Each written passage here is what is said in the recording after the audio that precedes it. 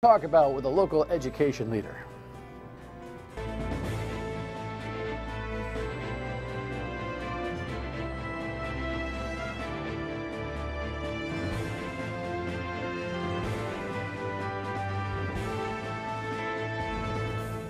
The Dan York State of Mind program is brought to you in part by Lookout Rhode Island and Takeo Comfort Solutions. Bob Walsh is the executive director of the National Education Association, the largest teacher union here in the state, a friend of the show, and a constant challenge for me. And that's the way it's supposed to be. He'll be here in a second. You can see his hands moving. So get him, move back, will you, for Christ's sake? God almighty. It's just, what are you going to do? We're loose here on Thursdays. We've already taped our Friday show in advance. And by the way, Liz Beisel tomorrow night. So that's why I had the book on the set. I got yelled at. Get the book off the set, Dan. No, I'm putting the book on the set.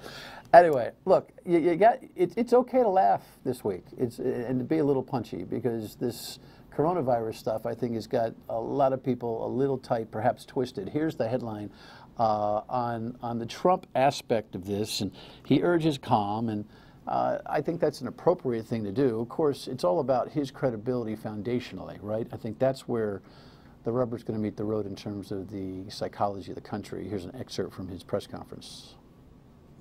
We've been working with the Hill very, very carefully, very strongly, and I think we have very good bipartisan spirit for money. We were asking for $2.5 billion, and we think that's a lot.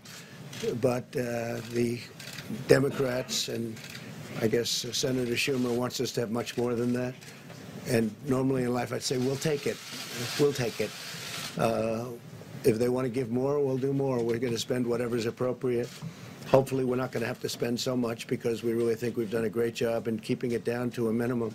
See, what the president misses here continually is if they want to give more, they want to give more. This is not UNICEF, okay? This is a formidable fight against a disease that formidably could hurt the economy as much as it potentially could take some lives.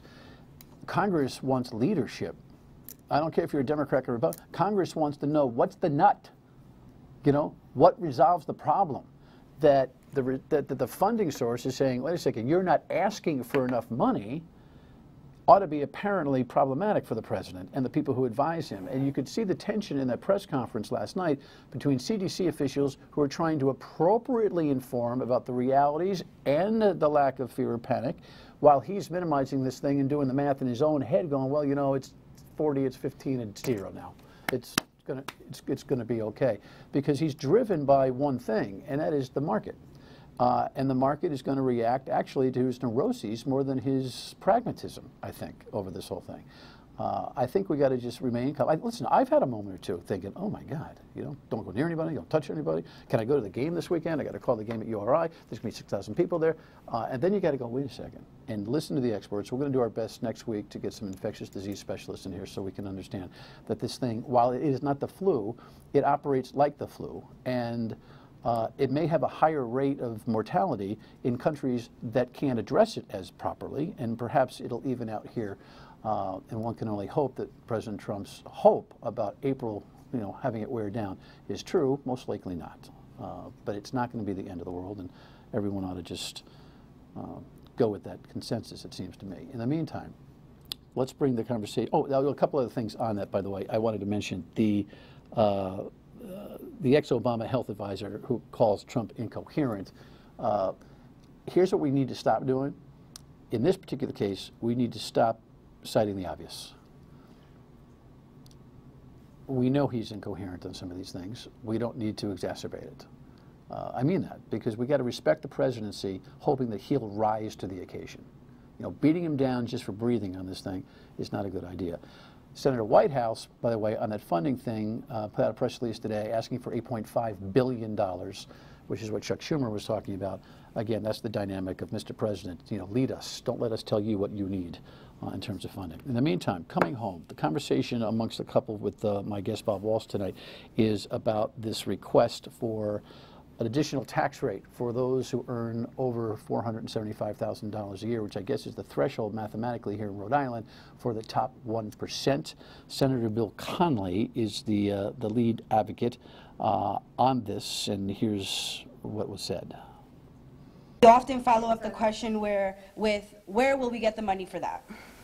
This is a way that we can provide that change, growth, and development for those communities that are often taken away when we need more money for something else. By bringing that equity to our tax structure, we bring tax relief to 99%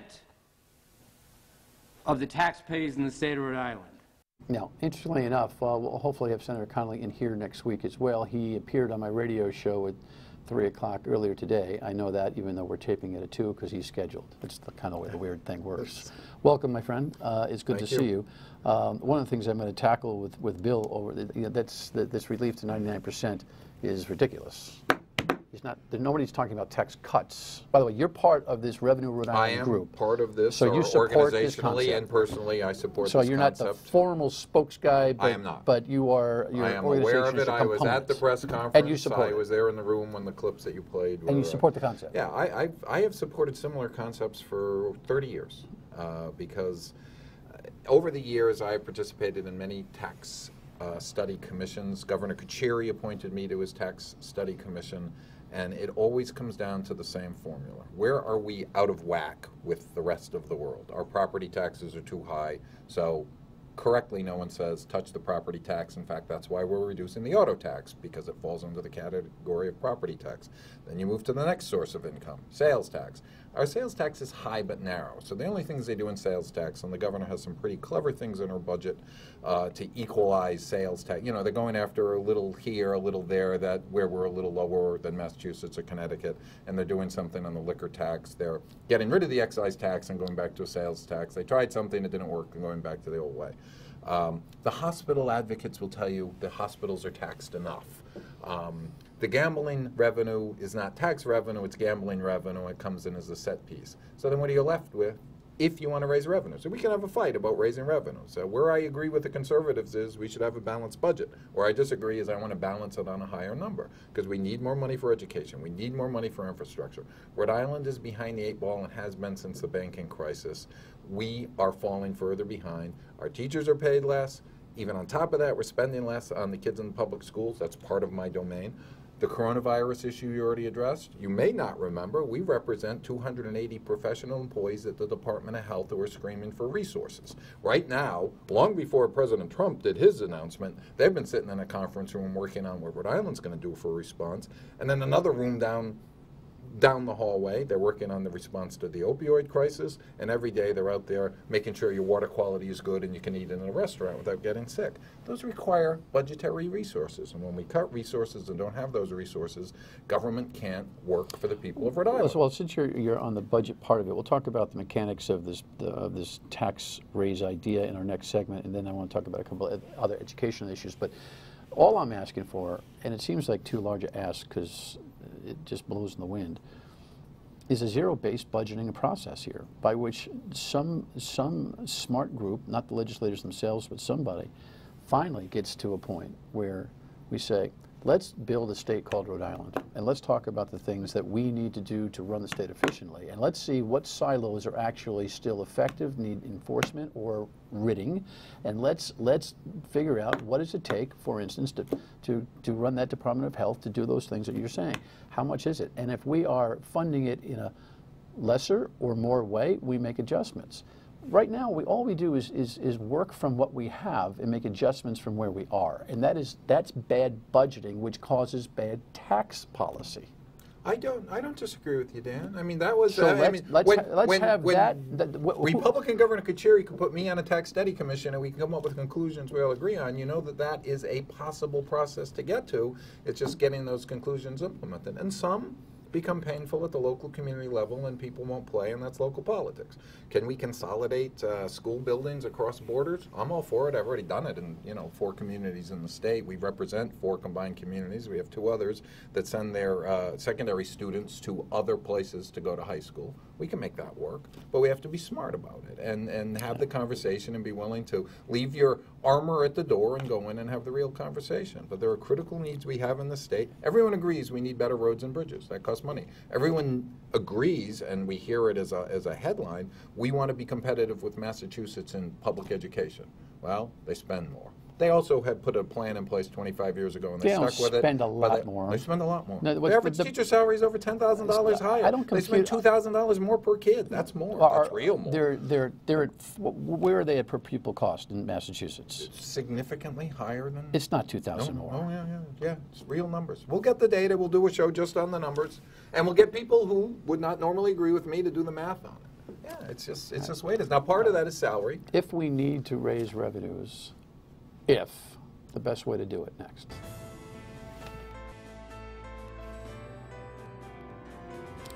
All right, so if we were going to do this, I think it's important to understand that it's a hard sell. Raising taxes, even on a quote rich person's category, is a hard sell without specification of motive.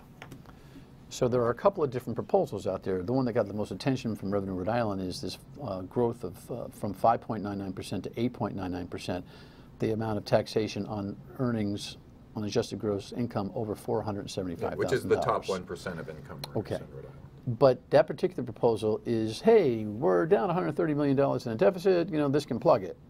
That's simply put, it raises about $128 million. No, thank you. Now, there's a secondary suggestion that there's a lesser equation, and the money can be specifically targeted for education. Now, dedicated revenue streams in the state are kind of a joke because... Right, that's a low lottery meme that, we're using the lottery for education, but if you're spending more nobody believes it anymore well, it all goes into happen. one big pool and it goes out. Now, Massachusetts does dedicated revenue streams. A penny on their sales tax. Massachusetts does about a dozen things in their governance model that make perfect sense. And all we have to do, what we need is a commission that is, how do we copy Massachusetts commission? And I'm not kidding. Well, I mean, sometimes, first of all, no idea is ever original in anything in the world. That's a very fair statement. So there's nothing wrong with Rhode Island saying, even the car tax, this fiasco where Nick Mattiello was trying to eliminate the car tax and put a lot of pressure on the local systems. If we just equitize the car tax like Massachusetts does, it would be A, predictable, B, affordable, C, pragmatic, and D, not strain the towns. And but not no, make he towns compete with no, each but other. he was 8 points behind in a poll in 2016 and pulled a rabbit out of his hat for a car tax The car reduction. tax idea was around long before Speaker Mattiello was in office. Yeah, but he's the one he's the one. No, I'm talking about the reduction. No, the reduction The in the car elimination. tax. Remember, the last person to push that was Tony Pires when he ran for governor. But he didn't get it done. No, but it's been But the an Speaker, idea we're in the year, dialogue. we're in year Well, he got it 4 of done. that right He got now. it done, He and got it done, and what's it was happening? the You guys first are step talking of about real choking property tax relief. and everyone's talking about how the towns are choking and blah blah blah and da da da. So I'm just saying. Well, they get full reimbursement for that, so that's not the Understood, reason but the they're choking. reimbursement comes at the expense of the general fund, and so there you go. I mean, so look. And so where's the offset? Now, what I would have done, being wired the way I was done, I absolutely would have done the car tax relief on the schedule that's done. But I would have raised the income taxes in this category much earlier to fund it and fund some of the other initiatives. Because here's the secret: if we matched Massachusetts in how they generate revenue, we would not have enough to do what we need to do, because they have a wealthier economic profile And a broader than we do. base. And a broader base. And that's just, part of it's just the demographics. All the things that contribute to a higher wage base are going on in Massachusetts. Their adult population, high school graduation rate is 5 or 6% higher than ours. Their adult population college graduation rate is 5 or 6 percentage points higher than ours. That goes right into the type of jobs that are generated. They moved from a tax reputation to an efficiency reputation over a couple of decades, doing some things Well, and part of really it was well. the luxury of having some really good jobs available there, and that helped fund the whole system. It also is a result of leadership. But do you agree with me that any tax increase, even to the top 1%, ought to be motive specific? Yeah, well, I think you have to know where we're going to spend it. And there are, I was at the press conference, as you referenced, and there were several ideas in play, and they did not put any specific one on the table. Obviously, one of my high motivations is funding the things, or the people I represent in their day jobs, not only the teachers and education support professionals, but the higher education folks. I mean, the promise at CCRI directly affects the kids in the state and my members who work at CCRI, and I already mentioned the Department of Health and the work they're doing there. I think we can all agree we need more money into infrastructure. Just riding from my office to your studio reminds me of that every day, and any place we go in the state, we realize we need more in infrastructure. And they've been doing a good job, better job than in the past, and some of it is how much can you afford to do and how quickly can we get there. But we absolutely need those. So right off the bat, I think you're going to get common consensus on that. And we have real poverty in the state, and we have programs that can address that, and that helps education performance. What's your read? We go all day on this. The House doesn't look like they got an appetite for this anyway, so this might be a couple of years road to hoe. Start without folks necessarily having an appetite, and then how do you get to critical mass? We know there's another proposal, another revenue proposal based on this idea at a lower amount that Representative Amori is putting in, where the money's dedicated right to education. If you get to the point you realize we have a structural deficit, it needs to be addressed, if you're willing to address it through revenue, and you exclude all the other categories we talked about, other than those adjustments to the sales tax that the governor proposed that are logical, but they're not big revenue generators, but they're important. You're not going to do anything else on property taxes to generate revenue, so you're kind of left with the sales tax. You can tinker with the sin taxes, a little bit more on cigarettes, a little more, maybe a different cut on gambling now that the two big players have come to an arrangement where they are in agreement to move forward together. Let's make sure we get our fair share of that. But the real money is with the income tax. Can't argue, it's a pretty good riff. When we come back, you want a sub-teacher job? I'm not sure you do. Next. Rhode Island's substitute teacher shortage is widespread, leaving parents concerned, teachers frustrated, and taxpayers on the hook. When a substitute can't be found to fill a teacher's absence, students can be split up into other classrooms in the building, sometimes with different grade levels, or teachers lose their free periods to cover another class. One Providence mom we spoke with says she was surprised when her daughter brought this news back from kindergarten one day. There were instances where she would come home and she would say, I was so bored today, I had to fill out sheets. They shouldn't have a kindergartner sitting in a 5th grade class. That's inappropriate is what it is. That's a big problem. In our special report, we dig into what's causing this problem and why the substitute shortage is costing taxpayers more money. On WPR.com, you can see Steph's report. Subs aren't in your union. No, but obviously their availability affects the work our folks do, and you heard the reference to covers, which definitely affects our members' daily lives. And this one, I'm proud to say, I fully agree with what the commissioner said in that interview. You should not have a kindergarten student sitting in the back of a 5th grade class because they could not find a substitute teacher. Duh. You know, first line of defense is easy. It's an economic thing. If you're not paying substitutes enough, then and you're not getting folks willing to sub. What's your rank and file saying about what their, what their challenges are there? Obviously, that's an interesting crowd. I mean, I sub-taught for a year. I lost a job out of college. And you had a college degree, and you were college available degree, to sub. and so I went back to my old high school, and wow, was that a learning lesson? I like it when folks have spent time in the classroom and they realize what our folks see every day. Oh, that was not enjoyable. No, it was not. And I can't imagine what the role of a sub-teacher who actually has an idea that he or she may want to do some teaching goes through when they move into a classroom. The best way to do it, and Providence used to do this, we don't represent Providence, but you take the model wherever it works the best, is to have a cadre of on-staff substitutes. Because they're going to get work every day. They're going to get work every day, and they're going to be known quantities, and they're going to be able to walk into the classroom and pick up and actually do teaching. That's your ideal. Your second best is to have a cadre of external substitutes who are generally readily available. Do you want that cadre of the union? Do you want to formalize that? I don't need to formalize it. We have a mechanism to represent them if we do it. Now, the ones who are year-round, when Providence used to have them, they were in the union, and the trade-off and the And it was a pretty good trade-off for those involved. Hey, you're going to be the next full-time hire. You come and you do your time as a long-term substitute on payroll, essentially a first-step employee as a teacher. When there's a job opening, you're going to be in the system. You know, you still have to be interviewed and make sure you're qualified for it, because the honest answer to that is there are some folks who are fine at subbing who you might not give a regular classroom to. They might not have the credential now, because we now let folks with associate's degrees substitute, but they might be so motivated that for their love of the profession, they go on, finish the degree while they're in that situation. And there may be people, you know, who are, you know, of our old age who are, you know, just tired of working, but would like to have the interaction. Especially for the long-term sub-slots, we see retired teachers go back and do what they used to do. Or maybe even not retired 30 or teachers, 60 or retired 90 anything. day. Retired anything, but sometimes it comes from the retired teacher ranks. We have a lot of those folks sitting around. The hourly wages seem to be pathetic, though. Oh no, it's great. $12 If you're going to $13 pay an someone $50 or $60 or $70 a day, and then they're going to pay taxes on that and end up with whatever, it's hard to attract folks. And you know, on the beginning end of the scale, maybe they think it's the way to get some exposure and get the job, but. And the other way they do it, the commissioner referenced, is the least desirable way. They're called covers, where you have your preparation period or your free period, and they say, give that up and come into this classroom. Or, and you heard that reference as well, you get paid extra for that, not a lot. You get paid like, you know, your substitute. And then you're going to be doing whatever you would have been doing during that time after school or before school or on the weekend.